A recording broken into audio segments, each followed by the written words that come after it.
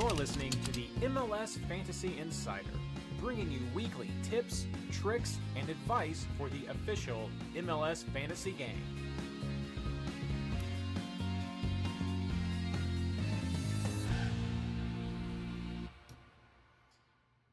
Hello, everyone. How are you all doing? Give me a second to fix the name. I don't have Tyler's name in there correctly. That's an oversight. Let's see here. Oop, got the caps lock on. That is no good at all. There we go. I got that little thing there. Let's fix this. I didn't remember I had that thing at the top. Goodness gracious. Been off for far too long. What's going on, people? Don't worry. I see you, Gene. Recording in progress. There it is. Recording in progress, of course, as always. For Gene. We got episode 24. Wow, crazy. How about that? And this is for round 23. Not a DGW preview. But there we go. Got that fixed. Didn't even notice those things weren't correctly set up. So there we go. Maybe not quite centered, but it is what it is. We'll just be okay with the way things are. There we go. All right. Welcome, everyone. So glad to have you guys with the show.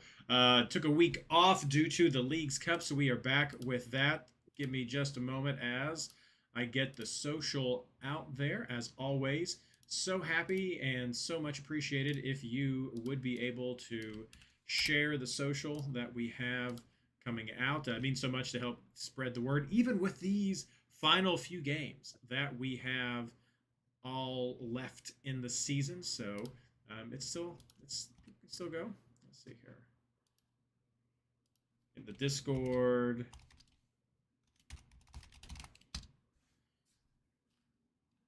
It's not a DGW. Make sure I get that updated. Can't have that. I had a great one. We had a fantastic last round. I think a lot of people did really well, but tonight we're not going to talk a whole lot about that because it's been so long. We're going to be talking about what's coming up and the Leagues Cup and just some of these crazy transfers that have been going on. So hey Gene, hey Kingdom, hey FPL Jack, so happy to have you all here. If you're joining us for the first time tonight, we come to you live pretty much every Monday around this time. A little bit later tonight because Tyler's filling in for us in place of Ashley, so very much appreciate him doing that.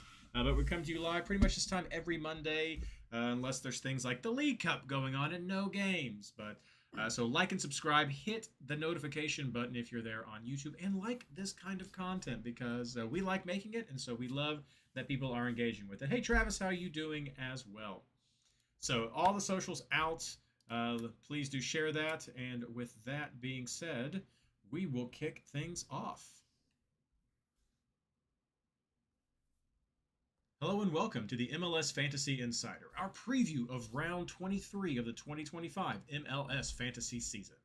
This episode is brought to you by the MLS Summer Transfer Window, shaking things up exactly when things matter the most.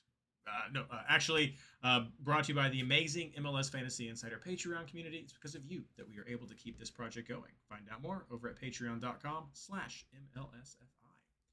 I'm your host, Reid Connolly from MLSFantasyBoss.com, and tonight I'm joined by my partner in fantasy, Tyler Norman, who is filling in for Ashley because she forgot that fantasy was coming back this week because Leagues Cup was going on and she thought it was the end. So I hope that many of you aren't in the same boat. Tyler, how are you doing tonight? I'm doing pretty good. How are you doing, Reid? I'm doing well. Some of you all know we got a dog recently. Plugged her online. She's sitting here next to me right now, so that's doing well. Little toddleroo is starting school in a few weeks, so navigating some of that schedule right there. But otherwise, doing well. Enjoyed so far of what I've seen of the Leagues Cup. I think, as a lot of people know, I'm not a huge fan of a lot of the extra competitions that get just scattered throughout, especially the stuff against Liga MX, because I just don't follow any of that. It's just not very, very present for me. So I've kept up with a little bit more of this than I have in the past, and I've been pleased. Mostly it's because I keep seeing the MLS teams doing well, and I'm happy Yeah. to see that Sounders happening. have been Sounders Exactly. have been dominating. Exactly. I've seen some absolutely crazy stuff. So I've been happy to see some of that. And of course, I kept up with it because it has an impact on what's going to happen with fantasy. But also, uh, there was no real tongue in cheek this time with our brought to you by, as we usually throw those little funny things in there. This Yeah. is the summer transfer window, and it's legitimately a time where like swings can happen and big moves can be made that could impact your season to get you into the playoffs. It's one of the few reasons that I am bummed by the potential of moving to the regular European calendar, because this just shakes things up at the last minute. You get that DP player, you get the right connection player that you need in here, and you make it over the hump and you make the playoffs. Yeah, That's awesome. I think of the summer signings like Lodero is the Yeah. big one that made the big impact. Carlos Heel was a summer signing. People might not know that, but back when he was signed, Ryan Gauld was a summer signing. Danny Bawonga was. There's been massive names that have been summer signings. Yeah, and so what we wanted to do to kick off the show is we're not going to do the preview from 2 weeks ago. There were some fantastic scores, so if you're in chat right now, would love to hear what your scores were from the past round. I know a lot of people did really well, but it's been a couple of weeks, and so I don't want to hash through all of that. Um, but we It was a wanted pretty rough week. for you. It's pretty rough. Well, I know several people had had some great scores. It was a strange one because of League Cup, so it is what it is with everything. But again, we're talking about round 23. But we wanted Yeah, to yeah, kick yeah. things off instead of our recap. Is we wanted to talk some about these summer signings that have come through. So we're not going to touch on everything. I'm going to talk about some of the more quote unquote maybe ish rumors.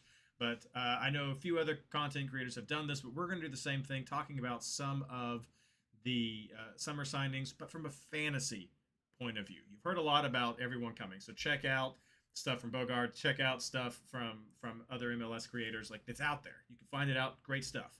But we're looking at the fantasy. So Tyler, who are some of the signings that you've got your eye on that you're looking forward to coming into the game that you think will have a fantasy impact? And those of you who are in chat, feel free to share the names of the ones you are excited about as well. All right, I'm gonna start with Rodrigo De Paul. He's quite a legend, so a lot of people are probably already know the name. Plays on the Argentinian national team. He's a World Cup winner alongside Lionel Messi, and now they reunite. Has been playing with Atletico Madrid for a long time. He should be a DP, but he's not because it's Miami. But he's gonna be basically like the 8-6 pivot with Sergio Busquets, playing kind of that middle of the field type of role. He actually, I believe in fantasy, especially with the recent news that Messi got a muscle injury in his knee during Leagues Cup. Mm-hmm. Rodrigo De Paul should have a pretty massive impact because he already started in Leagues Cup. And I believe with Messi going down, he is probably going to be on most sets. Either him or someone like Busquets or Alba will be the ones on sets. But Rodrigo De Paul doesn't really have too much that needs to be said about him because a lot of people already know who he is if they watch any European soccer or if they watch the World Cup. But I'll move on to probably the next big signing that's confirmed is Wissam Abu Ali, who is the DP striker that Columbus Crew has been searching for a long Mm-hmm. time. Ever since Cucho Hernandez left, they've been looking for this DP striker. And finally, from Ali Ahali, they have found Wissam Abu Ali, who I'm gonna officially nickname WAA or Wah Wario. Maybe We'll that's the see. name. We'll see if that Wario. one sticks. We'll let it be more of a natural evolution. We'll see. We'll see. Yeah. This guy's only 26 and he has made quite an impact. He should already have his visa, so I don't think there'll be many visa issues because he played in the US somewhat recently. I think it was during CONCACAF. But he's he's gonna be that phenomenal striker that Columbus has been looking for. I believe he's more of like a true nine, not like a Cujo and false nine. Got So be on the lookout for that. it. The other two names that I want to highlight are actually names that are pretty familiar with people if they have been around for quite a while. I'm going to start with center back that was signed by Houston by the name of Antonio Carlos. He came from Fluminense, Flu and whatever, that team in Brazil, Fluminense. I'm not going to try anymore. He was formerly So on unlike you. Orlando. I know. He was formerly on Orlando from the 2020-2021 season all the way to the 2023-24 season. He's a pretty veteran center back at 32 years old, and he is one of those center backs that loves to get forward on set pieces. He's notorious for scoring goals, and back when we had our previous scoring system, he was also a very big bonus point magnet. So I'm hoping he can be that replacement of Teenage Hadebe, who had a massive impact for Houston for a long time. And you know his name because I believe he was also Cincy, right? Hadebe. Yep. Yeah. So I think Antonio Carlos will be a really good replacement for them at center back, and it might strengthen their defense a lot, especially since Jonathan Bond has been making a massive impact there too as their goalie. And then my last player that I would like to highlight is Mateo Chouanier, got signed by LAFC, and he was only gone for a year. He was with Montreal since the 2018-19 season all the way until last year, the 24-25 season. And he got sent to Grasshoppers and then now is at LAFC. Very, very strong holding midfielder. He's a lot of people don't really recognize him as much as he deserves credit for, but I would put him up there with names like Dax McCarty, Osvaldo Alonso, what's his name? Diego Chara. Like, there's a lot of names that Chouanier can compete for, and this guy's only 26. He seems like he's been here forever, and it's probably because he's been playing since he was like 17, 18 on Montreal. So why not look for a guy that already has a ton of experience? I am a little concerned about who LAFC is going to bench in favor of him or if he'll be a rotation piece. But either way, I do think that he is a really good piece for LAFC ever since they lost Aduesta, because they haven't really had that solid defensive midfielder position. And Aduesta was that guy for them, and now they have Chouanier. He also very well could be taking corner kicks because he did that with Montreal. So it could either take away from Bouanga or it could increase his potential. So keep an eye on that. Those are the four that I have. Who do you have, Reid?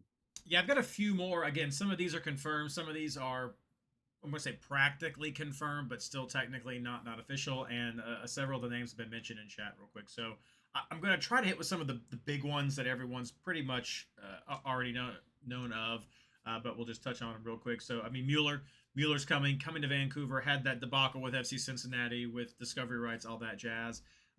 Going to be an interesting one to look at, I think, fantasy-wise. Of course, people are going to be expecting goals from him, but we've got this dynamic with Berhalter, with White now up there in Vancouver. So how is that going to go with point splitting? So exciting to see him come to the league.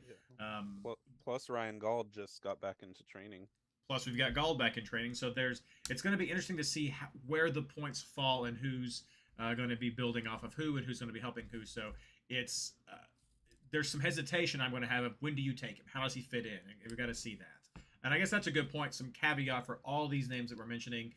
You are not going to see them available for round 23. These are players that are probably going to be working in over the next couple of weeks, I would say, at least for their actual teams, maybe a little bit longer for the fantasy teams. With hope, we'll be able to get some of these guys in before the end of the season. But yeah, so Except for some names, like Rodrigo De Paul has already played. So it really depends. Right, Fantasy wise, it might be a while. fantasy wise, exactly.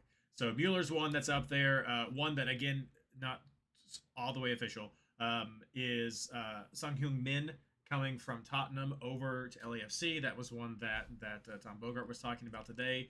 That's a huge move. Ashley said that she had just a whole script ready to go for Son's move, and she couldn't be with us tonight. So she's out having a special dinner with the family. So she can give that to us later on. But that is exciting, of course, because we don't have really a viable midfield option for LAFC. So where is he going to go? Though, is this going to be at a forward spot competing with Bouanga? Is it going to be at a midfield spot? All of that's a great conversation that's going to happen. There's some concern of does he displace Bouanga any for some of his preferred spots? So those are just going to be things to keep an eye on. But definitely some attacking power that was there, which should be much more effective than Giroud was for LAFC. Let's see here. Another big one that came out today that we'll just announce. This one may happen a little bit sooner than some of the others. Jordi Mihailovic going from Colorado to Toronto. So keep an eye on where he's at, whose roster he's on. Definitely an upgrade for Toronto with them just losing all of their Italians. But Toronto is still so far down in the dumpster.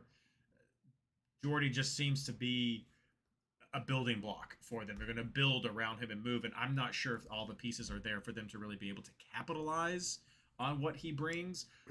But that's definitely someone to look at for Toronto as potentially getting them points. Big loss, I think, for Colorado as well. They're going to ask for some of the guys like Cole Bassett or others to step up and kind of fill some of those shoes, but I do think it takes away some of the stock that we've seen in Navarro or some of the others that from time to time have worked into our fantasy just talking points that were going from there. It's kind of interesting because he's the second highest internal transfer in the MLS. Yeah, I think Lucho was number one, right? He was a big one. Evander is up there. Oh yeah, Evander is probably number one. He was up there. Lucho's up there too. Another one I'm going to mention that was just said in chat. We have Christopher Veld, who is coming to Portland from Olympiacos. I'm sorry. But he's coming in there, DP player, 25 years old, should be offering some attack that Portland is absolutely needing, especially since J-Raw was put on the season-ending list. It's going to be a good ad for them. We have frequently not looked at Portland to be options. If it's been anyone, we've been willing to look at maybe DaCosta. So this is going to be somebody else who's going to be able to give them some attacking threat. We'll see how much threat that there is. I think the rumor is Santi Moreno has some offers, and so he could be the Santi Moreno replacement as a winger. Another one that's a familiar name is Milan Iloski, who has been playing at San Diego. So this is going to be kind of a weird one for people to hear, but is being traded from Nordsjælland out of FC Nordsjælland to Philadelphia. So it's not coming from San Diego. He ended his loan stint, went back to his home club, and they did not work out a deal with San Diego, but instead Philadelphia. So off to Philadelphia. There's been some rumors about Baribo and if he's going to be hanging around, if he's going to be going. But 26 years old, forward, 10 goals in 472 minutes. Definitely someone to look at to see. He's not been playing for a while because, again, he did go back home. So we'll see when he comes back in. But that's a nice move. I think people are going to want to keep an eye on there. A couple of others that may be more just padding of the team, but you could see some impact on the fantasy points. We've got Matt Turner coming back to New England. That was a big one today. How much is that going to help that completely reworked team to have him? That's a loan. He's not coming back permanently, at least now. It's a loan back in. So see how that's going to impact their defense, which have been flyers for us at best at times with fantasy. This maybe brings in some more consistency. We'll see how that works for them. There is, let's see here, Harry Toffolo coming from Nottingham Forest to Charlotte. And I mentioned this one because normally when we've looked at Charlotte, we've looked at their center backs to try to go from there. Harry has been on the bench a lot in this past couple of times with the Premier League, but when he was back with the Champions League, he had several seasons where he was doing really well with getting goals and assists from that left back spot. So that could be a potential left back option for Charlotte if he ends up being a starter and not just a depth player for them. I also wanted to point out Ryan Proteos coming from Watford to LAFC. He is a center back, and that has been a spot. Defense has been a struggle for LAFC, especially with Aaron Long getting injured. And so there's been some efforts here to reinforce that.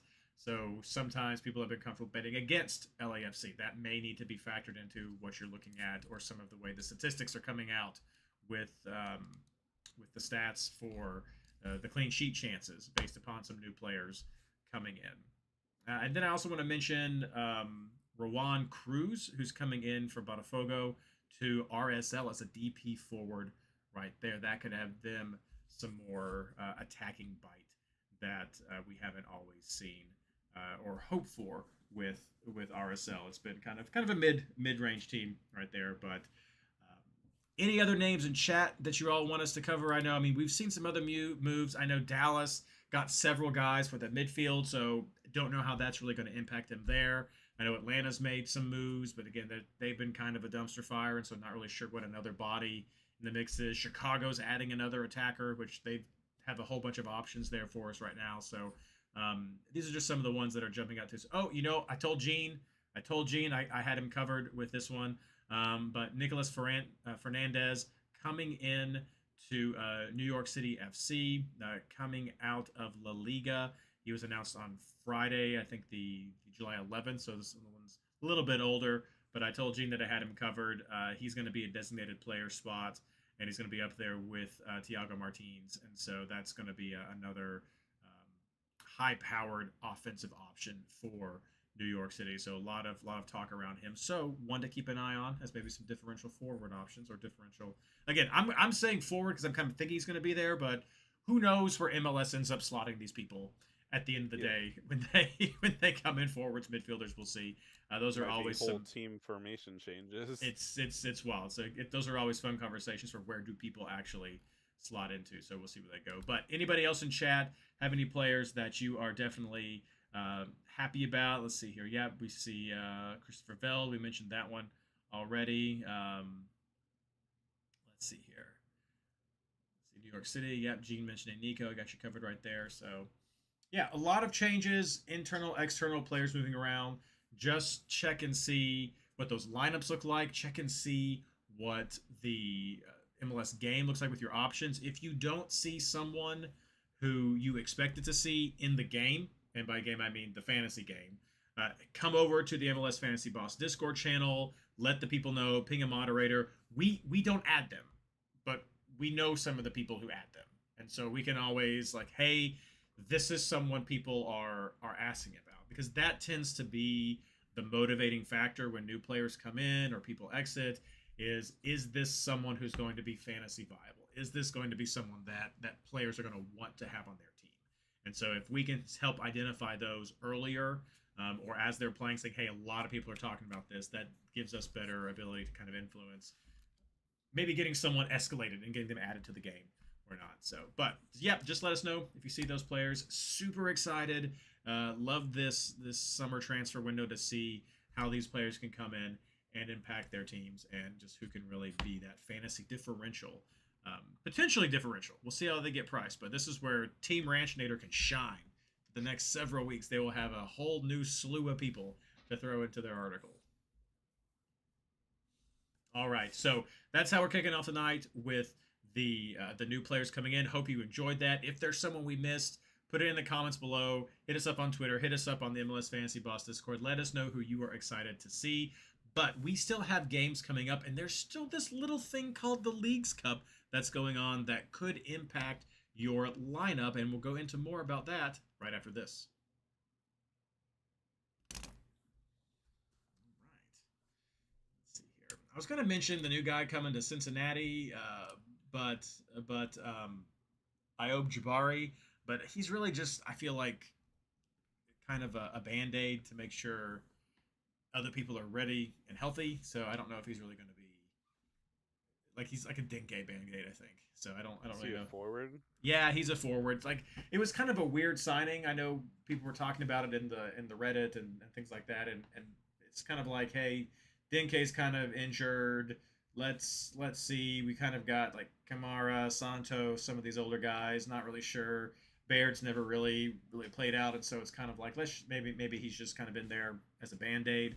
I don't know. Like I've been pretty pleased with Dinke. Maybe he's unhappy. I don't know, but I've been pretty pleased with him. So I don't think we're really Yeah, searching. could just searching be for like stuff. a temporary guy. Yeah. That's kind of why I imagine it was. It's a little loan. So I did had him, but I'm not gonna didn't decide not to. All right, let's see here. So happy having everybody back here. It's good to see everyone. Good to see everyone. Hope you're all enjoying the Leagues Cup. Let's get this.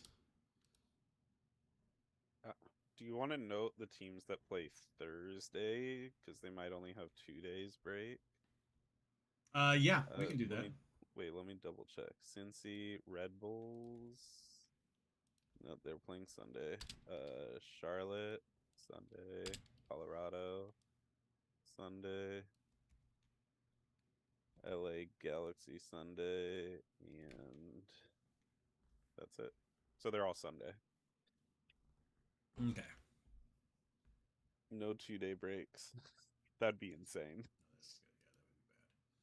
All right, let's see here. Let's get the social out again. I don't think I need to change anything for the slideshow. Nope. Okay, I'm just gonna do.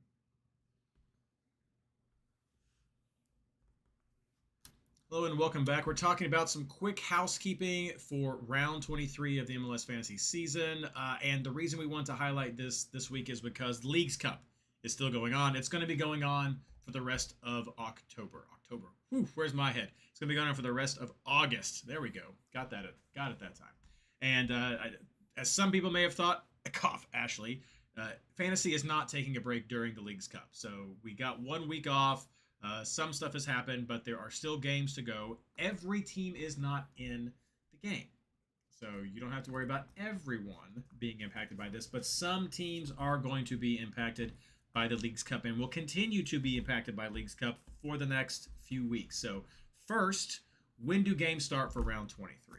They start on Saturday, August 9th at 7:30 p.m. Eastern Daylight Time. Now this is a slightly modified version of the typical Apple TV schedule that we see, and I say that because we have a lot of games at 7:30, a lot of games at 8:30. We got one pesky game, Sporting Kansas City versus San Diego at 8:45, and then we have San Jose Earthquakes versus Vancouver at 10:30. So no 9:30 games this week, which are usually pretty good to start looking at some of your Aroos with the 7:30 starts. So going to be really tight if you're wanting to do some Aroos during this first Saturday chunk, but just keep an eye on those times. Everybody else is playing on Sunday, and they play at 6 o'clock, 8 o'clock, and 10 o'clock. So most teams are playing at 6 o'clock, a little bit different. Sometimes we have an earlier start there.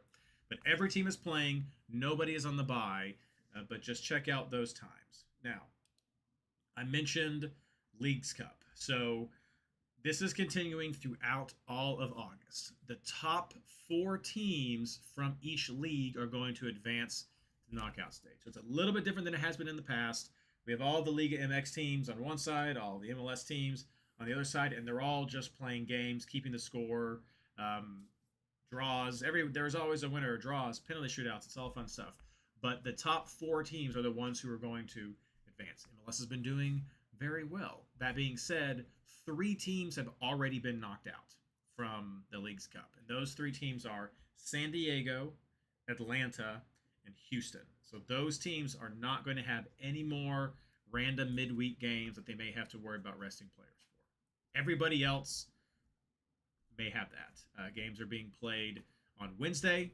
And do we have Thursday games too, Tyler? Yeah, there's Tuesday, Wednesday, and Thursday games. There we go. So we have Tuesday, Wednesday, Thursday games. But none of the teams who are playing are also playing on Saturday. So for the Thursday game. So we do not have any 2-day turnarounds for any of the teams. So everyone gets a little bit of rest. That being said, there may still be rotations, especially for the teams who are right there on the bubble. If you've not gone to the Leagues Cup page, I highly suggest that you go there, check out the standings, and see. We have a few teams who are standing at 6 points, but we've got lots of teams who are sitting at 4 points, which still very much keeps them in the hunt for making it to the final. We also have a couple of teams, a few teams, on 3 points. They are not mathematically out of it either. The teams, Montreal and Charlotte, I think, have a bit of an uphill climb to still be in this, so I'd expect them to probably fall off. But a lot of other people definitely in the mix to see what's going to happen to them, including several teams that are playing home this round that you are likely looking at for your players. So you need to have backups, and that's what Tyler and I are here to talk to you about, is who to look at, who to potentially have a backup. Before we hit that, Tyler, anything else you want to say about Leagues Cup? I would say, regarding fantasy wise, I would be very careful with picking teams that are in Leagues Cup and then also traveling. So they're away for this weekend because they have a double game week with one is at home, basically, quote unquote, at home for Leagues Cup. Mm. And then they're going to be away. So especially if you're cross conference, then it's really bad. That's a good call. That's a good call out. So just keep an eye on it. Travel is a big impact, but we'll talk about players and some potential backups that you can look at as we go through that. So let's start out, as always, as we do every round. Tyler, starting with keepers and defenders. Who are you looking at? Yeah, I have a few different options that I've liked for keepers this week. And actually, defenders are really easy for me to pick, which normally I don't have that happen. For keepers, I'm whoever is the New England keeper. So between Ivicic or Turner, if Turner's already there and he's in the game. Otherwise, I'm going to have to make another choice, which it would probably be Philly. And then at the back end, I'm still deciding between Celentano or Dane St. Clair. I really like the Dane St. Clair idea because Colorado is now missing Mihailovic, but Celentano has been so good lately, and Charlotte just had BL go down injured. So why not have a keeper that already has 3 straight clean sheets in a row? I like that. I bet that Reid likes that. I do. I do like that. And then my defenders just coincide with the teams that I think are going to get a clean sheet. Wagner was a very easy pick for me because I think Philly has a good clean sheet chance, and it's Wagner. Luca Orishano was an easy pick for me because I think since he has an easy clean sheet chance, and there's a chance he plays out of position. Biengold for New England I have at the moment because he's just good passing bonuses, gets into the attack. And then I currently have 2 Minnesota defenders. I'm just going to kind of play it by ear, see how they do. But I have Bongi Hongwane if he starts, which he might not. And then Anthony Markanich. And I honestly don't see my defense changing because those are the 4 teams that I think have the highest clean sheet chance this week. Yeah, I'll go ahead and mention it now because I'm going to mention it later, and it makes, frankly, sense in both segments. I thought about the New England clean sheet, and my one concern about the New England clean sheet is I know they're playing against DC, but my concern is Benteke. Benteke is back. He has scored 1 goal in each of his last 2 games, which is very similar to the Benteke at the beginning of the season when he was playing. And he may not get braces or hat tricks a whole lot, but he's got that consistent goal-scoring ability to him. And I'm a little concerned about that because New England's not been super solid. Like I said in the last segment, they're usually kind of that flyer, that we're taking on there. They're perfect for the Aru. So don't get me wrong that if you like that matchup, think that's a good idea. And I'm not discounting it because I do have some concerns about others I'll go through really quickly. But that's always been the New England place this year. It seems that kind of just that flyer and see. Yeah. I'm not confident in the New York City Columbus Crew game just because both of those teams can score and have scored, so that just seems pretty far. I like the Philadelphia shout. That's who I have right now. I have Blake as part of the front end of my keeperoo for that. A lot of that's even with Jordy coming to Toronto. Just don't think much of Toronto still for what they have. And even though New England's not been the big defensive powerhouse they once were, I still like that chance for the Aru. The Montreal Atlanta game is a complete toss up to me with this right here. Like, I'm not big on Atlanta. I'm not big on Montreal. Like, this could be goose eggs all around. This could be goals. This could be 1-1 like this. So this is just a game I don't really want a part of at all because it's just so many question marks for me.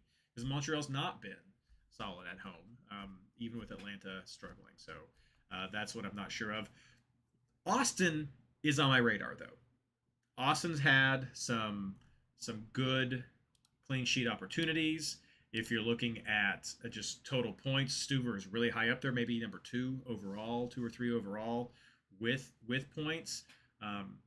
Houston has some ability to score, so it's not a sure thing as anything is, but I mean they've got Ponce out there and he's been able to get some goals for them.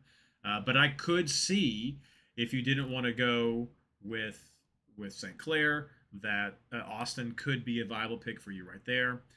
Chicago, LA, don't want any of that. Dallas, Portland, I don't trust either team for their defense at all right there. Same thing with St. Louis and Nashville. St. Louis has been giving up goals, so I'm unsure about them for a keeper option, and I don't like Nashville enough on the road to look at that. I know we've been trying to highlight road teams, and that's just not a defense I want to get into. Sporting Kansas City, San Diego, potentially flyer with San Diego as an away defense here. Yeah, they were one I kind of glanced at. Yeah, I mean I could see you going through that thought process. I don't know if that would be better than Austin or Philly or New England as a chance right there. I mean, Kansas City has been a bit more consistent. They have a few more options. For DC, it's basically Benteke or bust. But it's been a few more options there.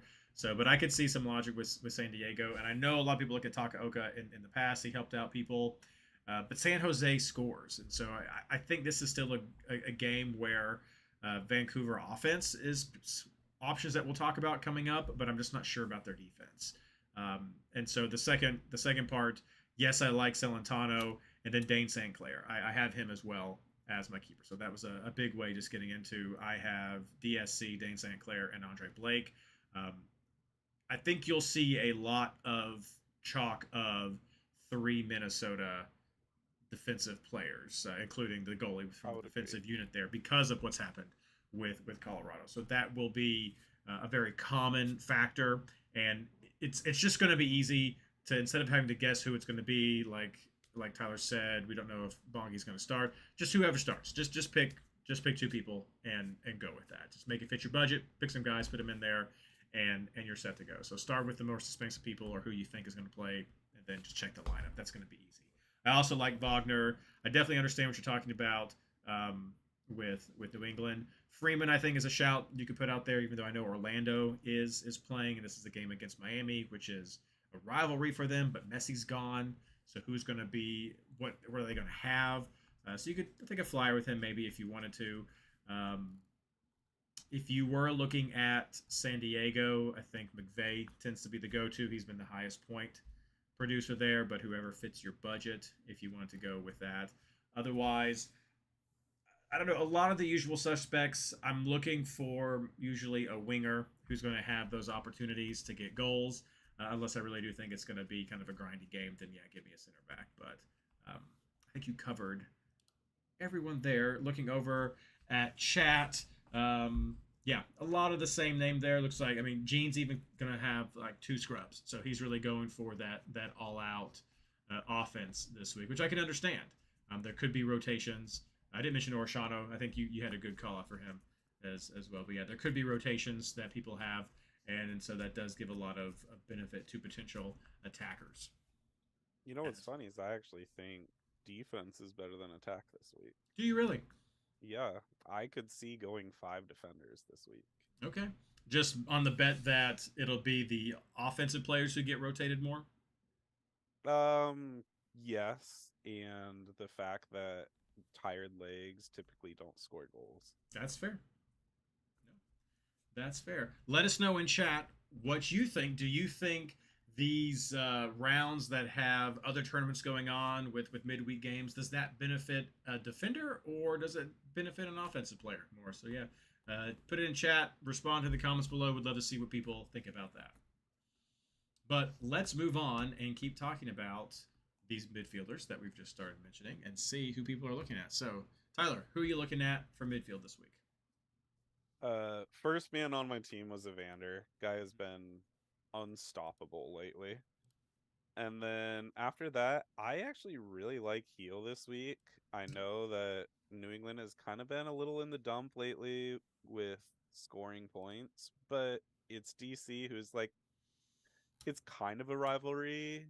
I don't know if DC is more of a rival with Philly or New England, but either way, it's a mini rivalry. And then after that, I actually had kind of a hard time picking midfielders. Like those Okay. were my first two, and then I'm like, who do I pick?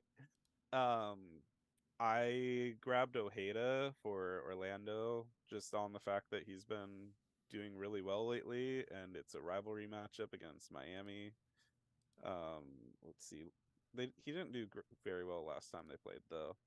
I've really liked Hartel lately, and I said this last time I was on. His bonus points have been phenomenal, and he's playing against a national team that also kind of plays the counterattack. So I truly do think that Hartel is going to have a good chance this week at scoring quite a few points. And then this one might be a little controversial, Okay. and I'm going to explain my reasoning for it. I love it already. I personally, looking at the Seattle and LA Galaxy matchup, Okay. I do not like Rusnak this week. Okay. Instead, I like Pedro de la Vega. Okay. And it's because although Rusnak is on sets and Rusnak has been the primary playmaker for quite a while for Seattle, over these last couple weeks with Pedro de la Vega getting healthy again and his League Cups games, you can just see his confidence in every time he plays. He scored 2 absolute worldy goals in the 7-0 win against Cruz Azul. And one of them, like, no joke, probably is going to be a Puska nomination. Like, it was that good. And then he still did he score another goal? No. I don't think he scored another goal in this past game, but he was playing so well. And I think he needs more attention on him. His goals have been phenomenal. He's playing his heart out. And he's like the DP that Seattle were signing when they first signed him. He finally is coming into his own. And if you think about it, last year, was it last year? Either last year or 2 years ago, when we first signed Rusnak, he was not very good. He needed like half a year to adjust.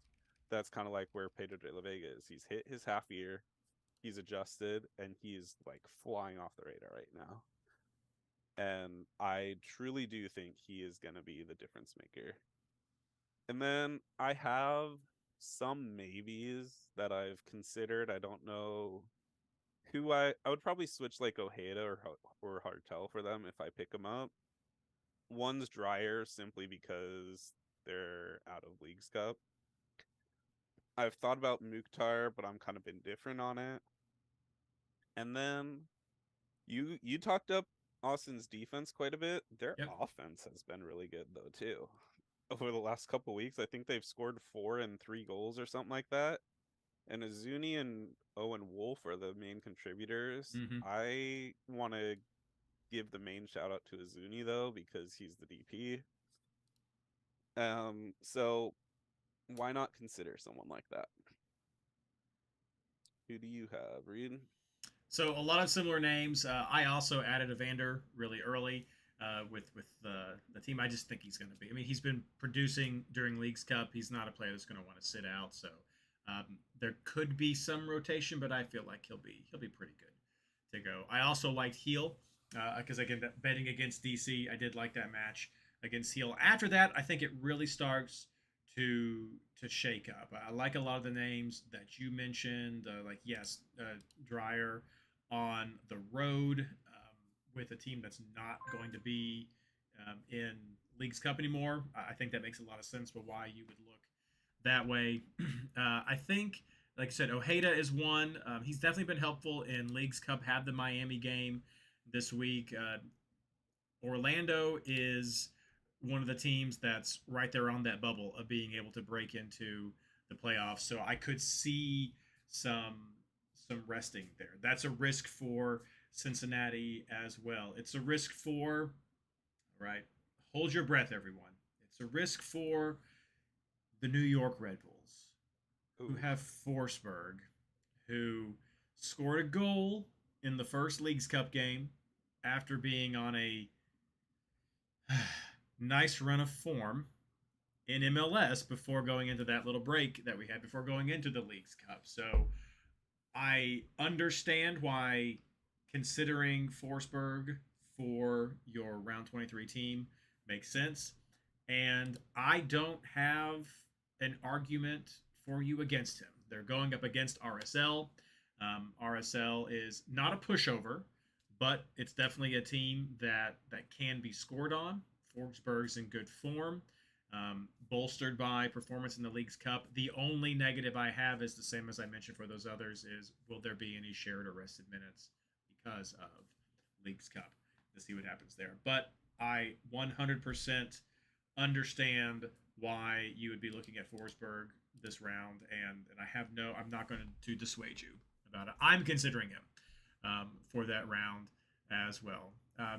You didn't mention a couple of these names as well. I mean, Zickernagel is one going up against LAFC. Chicago has struggled at home, but will LAFC have any rotation? They also have a chance to get into. They're on 3 points. They could still make it into the top 4. They'll need to probably go all in. So will they do that? Will this open the door for Chicago to have some success at home? Will it be Zickernagel who can help them do that? I think he's in there.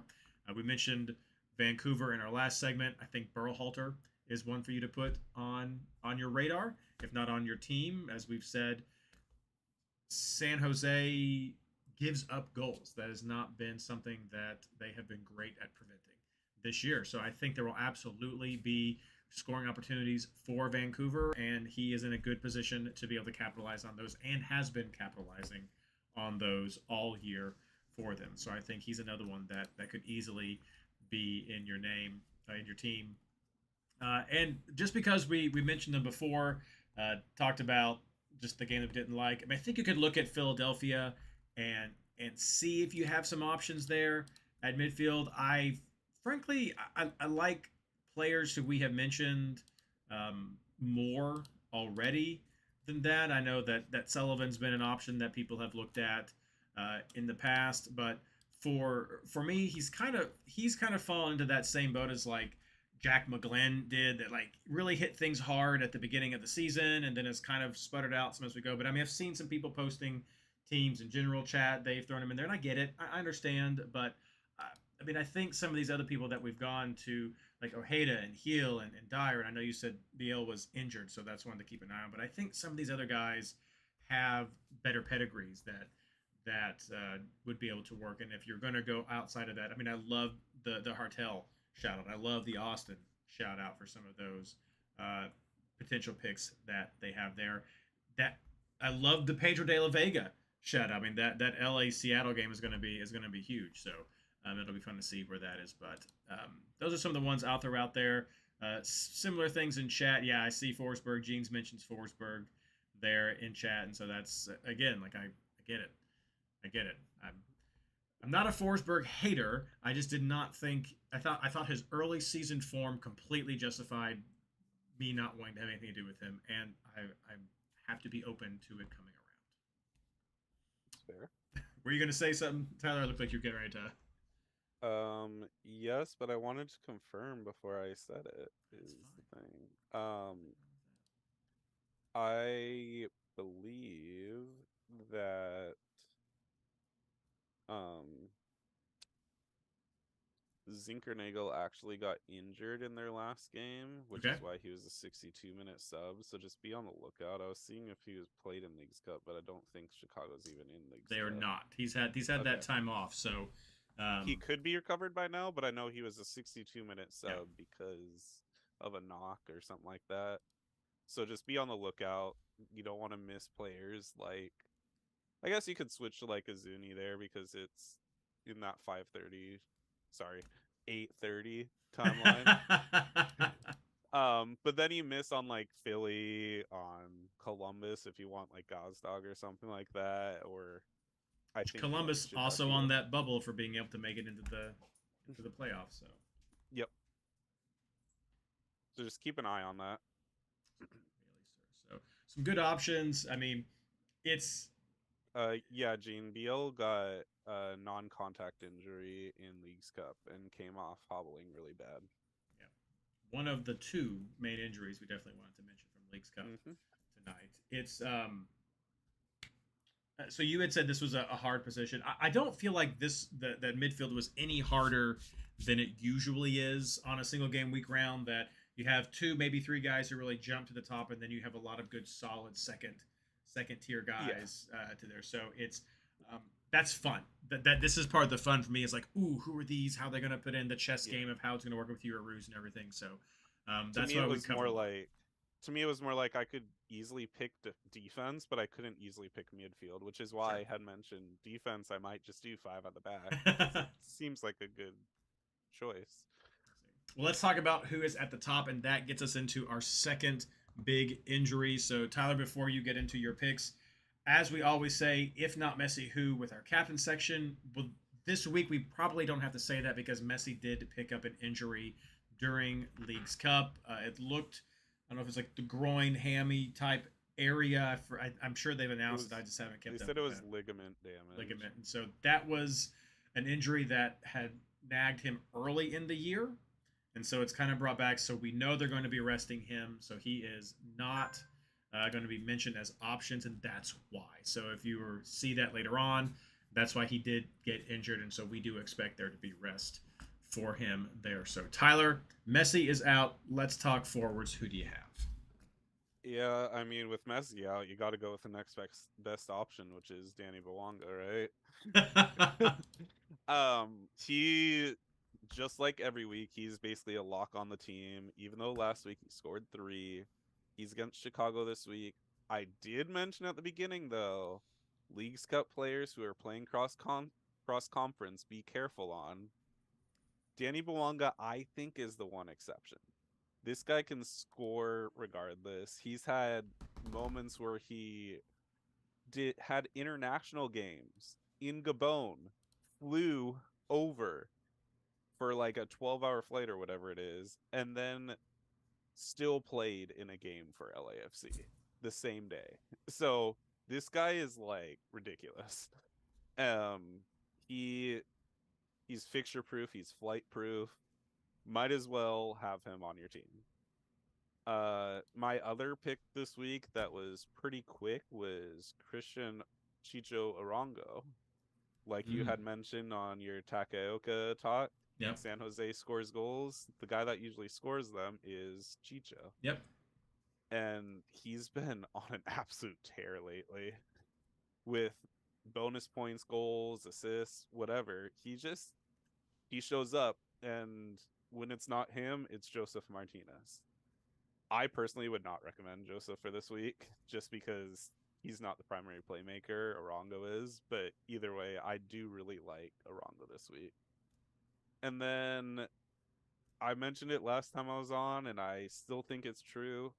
Peitar Musa is something else without Lucho. Like he's actually playing really well. Mm-hmm. And I think he's someone that should be on your teams. He's a pretty good player in general, and it seems weird to say, but it's like Lucho is taking away from his chances. And then kind of like differential picks if you are looking for someone who might not be one of the main three. I think Kuipers is still a very good option this week. He I believe he's up there with Golden Boot. He might be leading or tied with Messi right now for Golden Boot leader. And now that Messi's injured, he very well could secure it, and he might take the time to make sure he can. I would also keep an eye on Rossi. I mentioned Gazdag earlier. Rossi's another guy that can make a ton of impact for Columbus, and especially against a team like NYC, who doesn't have the strongest defense. And the differential pick that I have wrote about 3 times now is quietly the best player on Montreal, which is Prince Owusu. This guy scores goals out of nothing on a team that is not the best team that you would think of, but he's already scored 11 goals this season on Montreal, and his streak right now since week 17 against Houston, he scored 2 goals, a goal, had a game against NYC on a DGW that he didn't score, and then he scored against Miami, scored against Orlando, scored against Philly, didn't score against Chicago because it was a DGW. Notice the trend. And then he scored against New England. Now he's at a week off, although he is kind of on a DGW, so maybe this argument isn't right. But he gets to play against Atlanta. And Atlanta's a team that just leaks goals.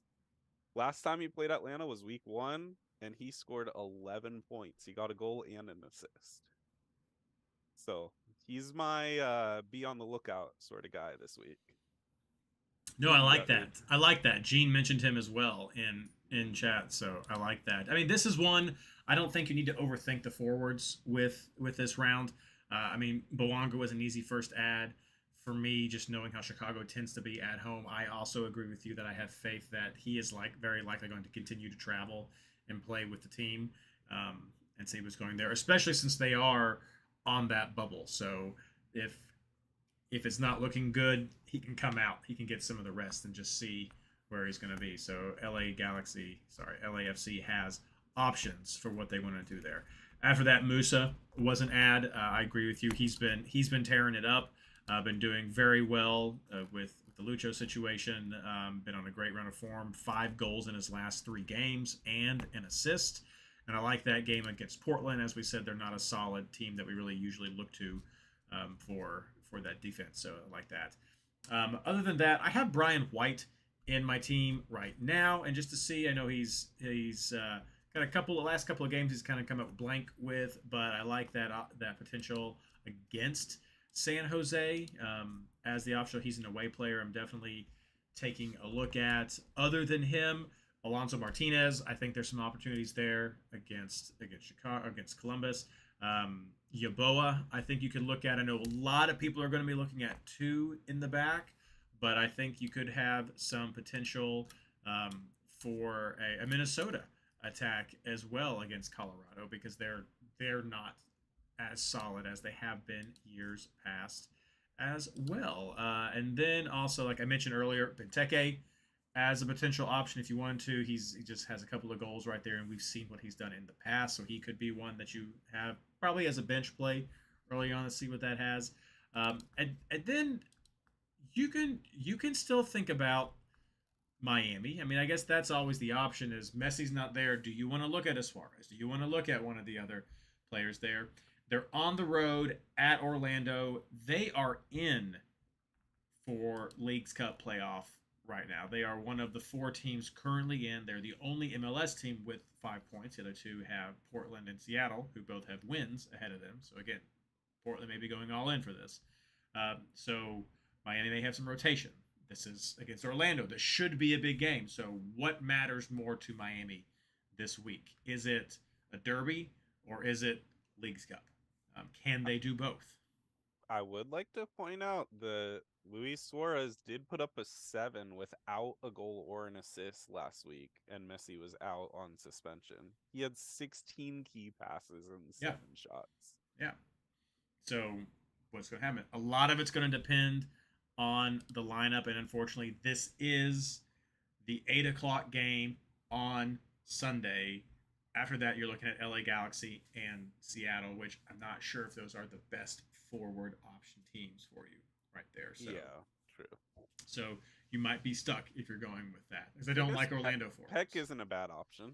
He's not a bad option, but I He's mean, not the best. I don't think he would be your your top 3 if you were going through there with that right now. So I mean, that's kind of a risk, and maybe that makes Miami just too much of a risk for people. But it's a viable option. Like you mentioned his points last week, so if he's playing, then he could be very much be someone that people want to have in their team. Mm-hmm. All right, let's wrap things up as always with captains. There is no Messi, so Tyler, who are you looking at? You know, I wrote someone else on this rundown, but you're not held to I'm it. actually thinking about having a really fun captain this week. I've been mentioning defense this whole time. Oh my gosh. I know. And it sounds like it might not be a good idea, but I'm actually kind of wavering between Kai Wagner and Luca Urshano for my captain. And if it's not them, it would probably be on Evander. But I don't know. I've looked at both their numbers lately. Wagner is getting assists, and he even when he clean sheet it was a 10, but he's getting assists pretty consistently. Orishano's scoring goals and getting clean sheets and assists. I might land it on Orishano this week.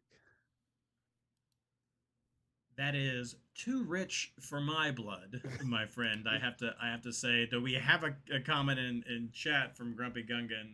Is Mark Hanich captain too spicy? Yes, far too spicy for me. Gene's looking at Evander. I think Evander and Bouanga are the two go-to captains this round. I currently have mine on Bouanga, but some of that is that a luxury of just being able to see who plays. So if Bouanga is going to play, if he's going to start, then I do like that.